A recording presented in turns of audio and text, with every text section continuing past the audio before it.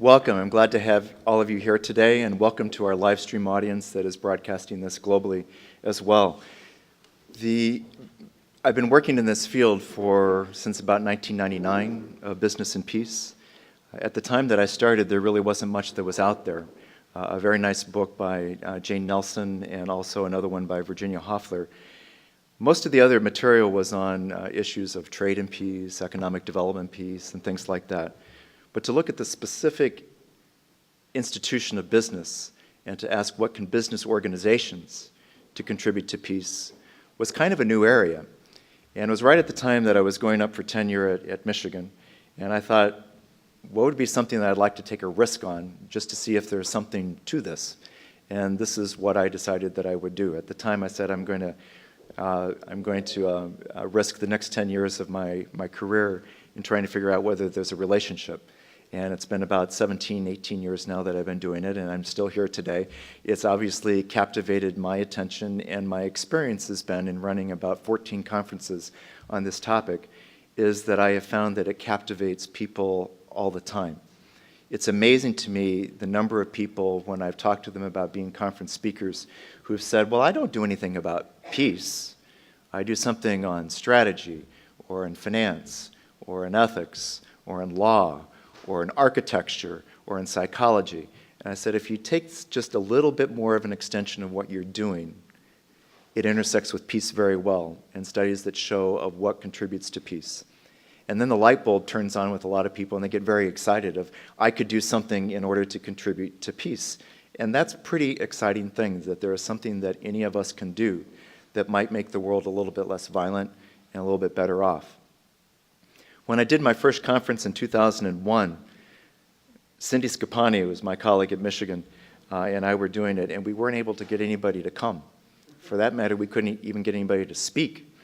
People thought that Cindy and I had lost our marbles for going through this on this topic. They thought, why would anybody be talking about this? And in fact, I had several people who said, Tim, you're going to destroy your career.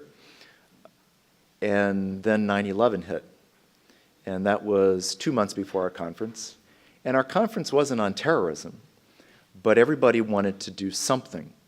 And so I had the opportunity to tell them how what they were already doing was actually closely associated with peace itself.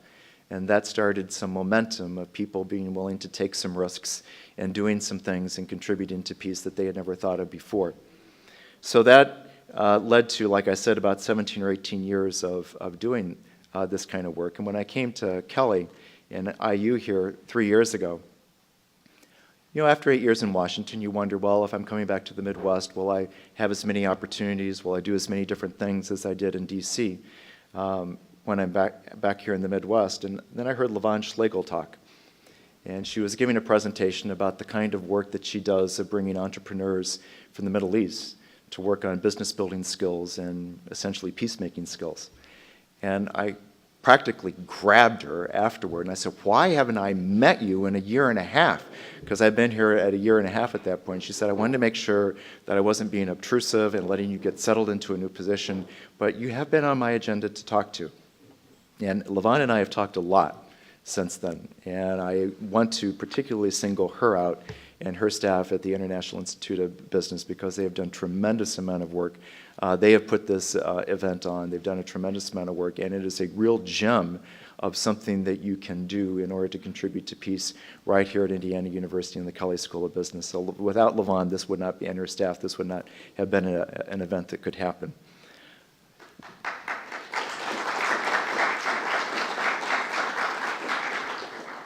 Now, building on that, both of the things I've said here in the last couple of minutes, one of the exciting things about today's event is that we have some good old standard bearers, and I use old affectionately in the terms of people who have been at it for a while. When I was at GW, one of the things that I did, I co-led a Business and Peace Task Force for the U.S. Institute of Peace. One of my co-leaders of that event was John Foer at GW, who will be moderating the next event. But we also had David Litt and John Sullivan, who were both on that task force as well 5 years ago, and we issued a report on the things that business could do in order to contribute to peace. So it's nice to have some folks who've also been around this topic for a while. But I know for a lot of you others, this is something that is, again, a little bit new. or not necessarily brand new, but a challenge to extend what you've already been doing previously to a new area with respect to peace. And so I welcome new blood. We need to have new blood. This has been a very interesting area. We have a small academic community that is really thriving on this subject. We have government organizations like USIP that are running task force on these kinds of programs. We have NGOs that are doing it. We're in a much different place than where we were 20 years ago, but it's still a small group. And so we need lots of different perspectives, lots of more intellectual talent, lots more energy, and I'm delighted to have you here today to contribute to that effort. The title of what I'm supposed to be talking about, don't worry, I'm almost done, I'm not just getting started, is why these discussions matter. And I would like to relate that to what's on the front of your program.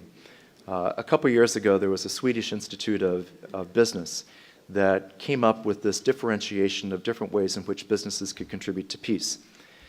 One of them is peacemaking, another is peacekeeping, and a third is peace building. Peacekeeping and peacemaking are primarily going to occur in zones of conflict, where there's instability, where there is violence.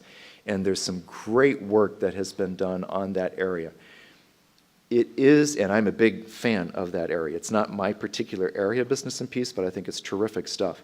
And so my guess is throughout the day, there will probably be some conversations of what businesses can do in places where there is that degree of instability. But in addition to that, I really believe that there is also a place for peace building, where human beings, anywhere they are located, can do something in order to contribute to peace because they change the culture of the way that human beings interact with each other. And that peace building is something that can happen in Bloomington, Indiana, or Washington, D.C., or any place else in the world. And so business and peace is not just in zones of conflict, although it is importantly so there, but it is something that I believe that any person can do. And one of the takeaways that I hope this conference has is that everybody will see a little bit of a way that they can make a contribution to that as well. So when you're looking at this event, that's a framing mechanism or a reference that you can look at in terms of, are we talking about peacemaking, peacekeeping, or peace building, and kind of see the different ways in which people can make those kinds of contributions. With that, I would like to introduce John Forer, who was my longtime colleague at George Washington University, who is going to be hosting our first panel discussion on trade and peace. While John is coming up here, he will end up letting you know who all these people are, and I look forward to the event, to interacting with you, and thank you again for coming.